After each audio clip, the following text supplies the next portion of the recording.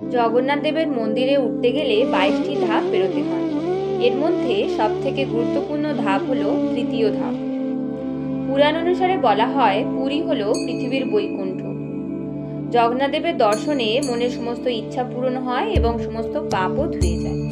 তাই পাপ পুণ্যের সামঞ্জস্য বজায় রাখার জন্য মন্দিরের মূল ফটকের তৃতীয় ধাপে অবস্থান করেন স্বয়ং যমরাজ, যা যমশিলা নামেও পরিচিত। মন্দিরের মোট 22টি ধাপের মধ্যে এই যমশিলাটি কালো রঙের হয় এবং সব থেকে আলাদা হয়।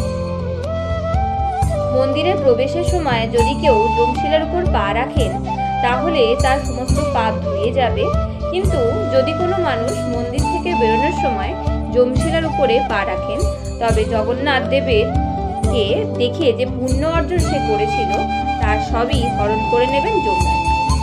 আর এইভাবেই জগন্নাথ দেবের মন্দিরে পাপ পুণ্যের